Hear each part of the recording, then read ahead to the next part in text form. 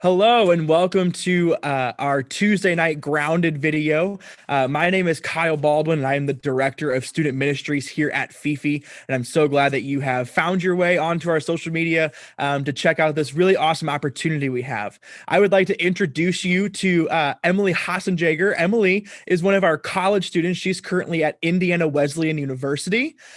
She is one of our students who sadly has decided to go and travel to go to school. So we're going to do a quick little interview with her so that way you can get a better chance to know her and to know her story and her testimony. Emily has this really cool story that I'm so excited for you all to get to know. I've had a blessing to know Emily in many different areas in life. We actually grew up together as students together in the youth department here at Fifi. And then I came back and served as her youth intern and then as her youth interim director. And then I got to graduate her as the director of student ministry. So we've gotten to walk through life for quite a while together. I consider Emily one of my close friends. And so I hope that after you get to hear her heart and her story a little bit, you will consider her one of your close friends as well. So I will officially turn it over to Emily and you can hear a little bit more about her and her testimony. So take it away, Emily. All right, thanks, Kyle. Well, I'm Emily. My testimony. So I grew up with a Catholic background. I was baptized as a baby, did my first communion and my confirmation, all those type of sacraments. My family never really acted upon our faith or anything. It was just more of we did it because my grandma wanted that for all her kids and grandkids. So we kind of just did it because that's what she wanted and we wanted her satisfied. So then I never really I understood how Jesus worked, he died on the cross or whatever and all that whole story. And then when I was in middle school, a old friend of mine invited me to Fifi for D-Now weekend, and I was like, sure, why not? Let's discover some things. And so I went to D-Now. I fell in love with Fifi, how welcome I felt with the staff and everybody. And so I wanted to keep going to see fill out this new church and see where it would take me. And so I kept going and I kept learning about Jesus and I just fell in love. And then finally, when it came time when I had courage to talk to somebody about how my heart felt, it was on our mission trip in Savannah, Georgia. I talked to our summer intern at the time. We prayed a prayer that I would just follow Jesus for the rest of my life. And then that happened the summer of 2017, and then just kept growing a couple years later. And now that I'm at a private Christian school, it's brought me some ways now that my journey. I have it's given me more opportunity to grow in my faith because with me being the only Christian in my family, I do kind of feel judged in a way because I am the only one who follows, and so it can be difficult. So now I'm away, I have more of a safe space. And it's actually recently I have actually changed my major to pre-declared, but I know I want to go into ministry. It's something I want to pursue, something I'm kind of passionate about now. Not sure exactly sure where yet. We're still discovering that. And yeah, that's kind of where I'm at the date right now. That's so awesome. Obviously, I'm super excited about this new journey that you're going on, starting off as a nursing major and then now going into the ministry. I know you and I share similar backgrounds in that way. My first question for you is, how has moving away from home, so moving from St. Louis to middle of nowhere, Indiana, how has that affected your faith? Or has that affected your faith in any kind of way?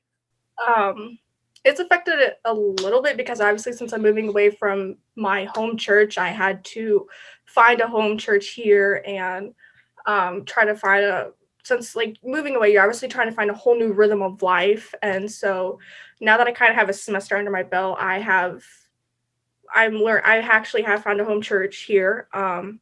They're currently online, so it's not as fun as being in person, but that's besides the point. It's necessary, yeah. And then, like I said, since I am the only Christian in my family, being away and having more of a safe space because I won't, like, a lot of us are Christian here, and we're required to go to like chapel, and like I put myself in a small group, and I'm trying to surround myself with more of that atmosphere that I want. So like I have all these resources that can help me grow and can connect and all that. That's awesome. Um, so you've mentioned a couple times how you are the only Christian in your family, which I think is a really cool opportunity for you. And I've always kind of commended you for that, and really continuing to pursue your faith after that, because that can be a really tricky situation. But I also commend you because over the last couple of years, I've gotten to know your mom and your sister more, because your mom faithfully attends church with you, and we see her sitting with you, and we've gotten to meet and see your sister here a couple times. How has growing up in a non-Christian family and discovering your faith a little bit later on compared to some people, how is that going to prepare you for when you enter into the ministry?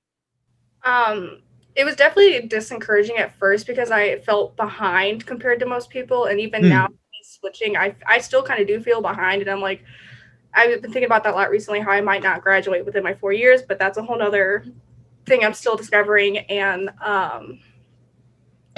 it's it's different for me, but like I just now that I'm more, like, I guess I would say more mature in my faith, I've definitely just tried to just stick to my faith and like pray about it, like because it's knowing I have a bunch of resources to connect to. It's like I know I'm not alone now, so it's like Hmm. I know that I can always get help no matter, because I remember when we were in youth, we were always like, we always were to go out in our mission fields at school or whatever, and I was always like, and then like home was at like our recharge station. I remember somebody said that, and I was like, well, my home is another mission field for me. I and I always thought about that. I was like, I have another mission field, and so it almost like was just different. But I always just like stuck to my faith and just kept praying and try to read my Bible to learn, and then invite my family to church to like be that light and source to them, if that made any sense. No, that makes total sense. Well, and first off, don't worry about graduating within your 4 years. As someone who is finishing up my last semester finally in year 6 of my undergrad, take all the time that you need. It's okay if you don't graduate in 4. But no, I think that's really true. And I didn't have the opportunity of getting to go on that Savannah mission trip with you whenever you accepted Jesus into your heart. But I heard whenever people came back how impactful that was, not just for you, obviously, as you've taken this new step in your Christian walk, but just for others that were in our group, whether they were leaders or students. Getting to hear other people talk about just seeing this new life form, and you really kind of created an impact and started this shockwave into our youth ministry that I think is still being felt, because a lot of people looked up to you as someone who has taken this non-conventional journey compared to most people that are growing up in our church or in our youth group especially.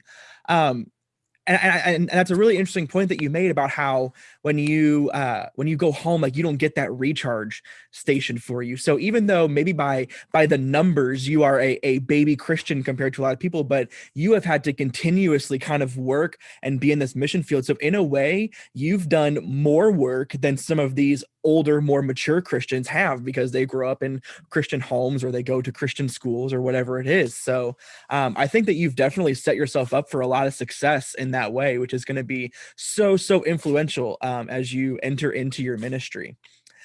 So one of my last questions I have for you, unless I think of another one off the top of my head, which is always possible with me.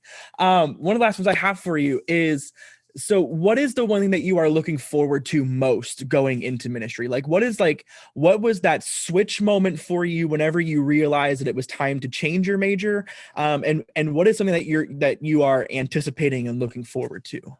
Yeah. So ever since I kind of started going to FIFA and got more like into my faith, minute like like I always had ministry in the back of my head. Like I always like it.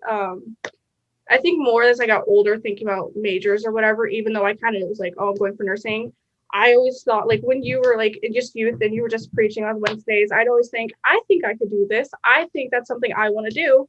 But I was always so scared because with me being like Christian, I was scared. I was terrified to tell my family that I wanted to switch into ministry because, like I said, for the previous reasons. But one thing I'm like, because as of right now, I would love to come back to like Fifi and be like some work somehow in there because it's how you guys poured into me. So it's like I want to pour back into Fifi and how they helped me. But things can change, and with Absolutely. me still discovering what it made, where exactly I want to go, it's just all up in the air right now, and it's something I'm very passionate about now. Now that I'm it's been on my mind a lot and like praying about it, and now that we're in the discovery stage of it. Yeah.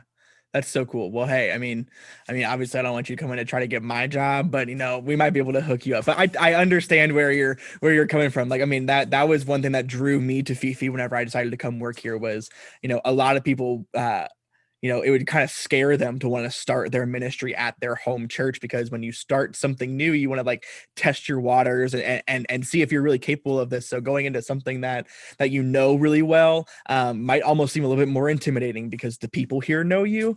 But that's I totally understand that sensation and that feeling of wanting to come back and give everything back that you have given or has been poured into you already. So that very justifiable and very very respected. I definitely respect that feeling. So, well, I know this has been a little bit of a shorter interview than what we've done, but we're going to go ahead and wrap up. Like I said, Emily is one of our college students, so she is very, very gracious to set aside part of her day so that we could do this.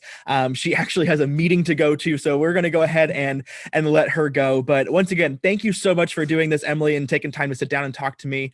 I just know that we miss seeing you every week, but we know that you are out there and you're learning and you're studying, and we can't wait just to be able to see you once again and just to hear all about your experiences that you have. So that's going to conclude us for tonight. Thank you guys for joining us, and make sure that you check out Fifi's social media all throughout the week for all of the new different things that we're doing while we enter through this grounded series that we've been doing to start off the new year. So thank you guys, and we will see you next time.